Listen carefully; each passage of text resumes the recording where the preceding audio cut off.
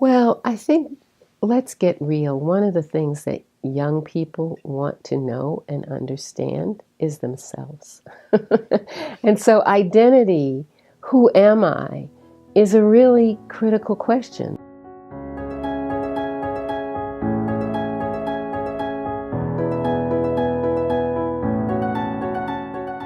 As students in Montgomery County Public Schools, we have seen firsthand how our identities, and more importantly, the identities of our peers of color, are addressed and represented in the school setting.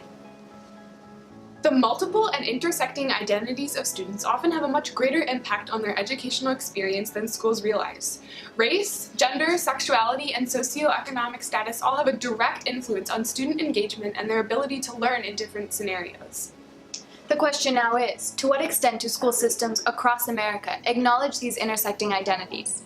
And how does that shape students' educational experiences?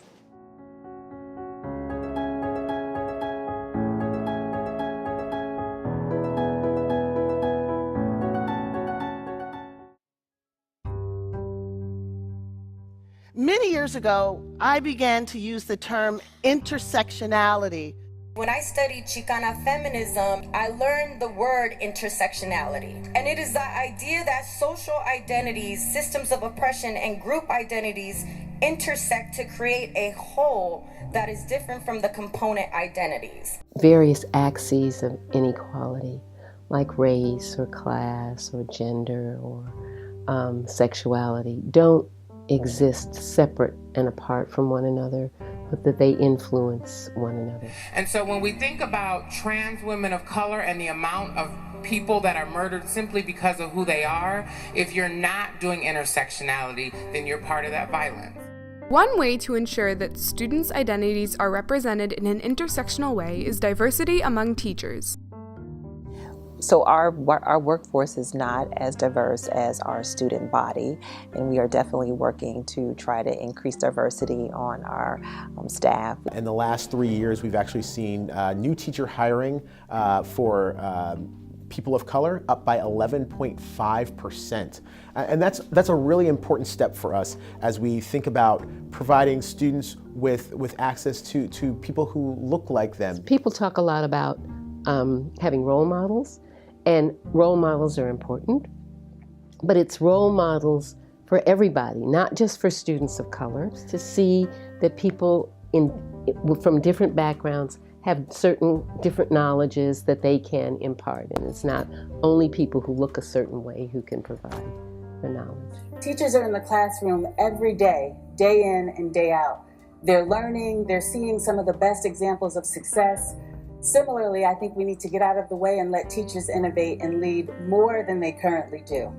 School systems must also consider how a student's background and experiences prior to kindergarten can be a part of their identity and directly affect their school career. A wonderful county with tremendous services, an excellent school system, but in order to take full advantage of that system, oftentimes we need to remove or eliminate certain barriers because the playing field or the educational field is not equal for everyone.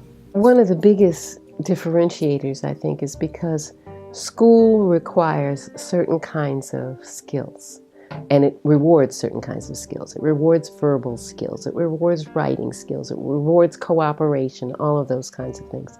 So students who have had exposure to those kinds of things, students before they come to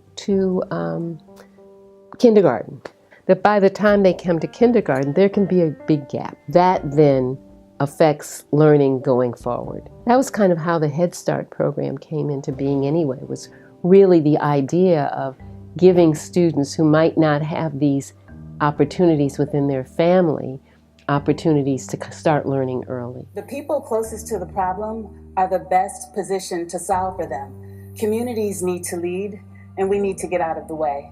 I think it took some time for us as a country and as many communities to get there, but I think it's really important.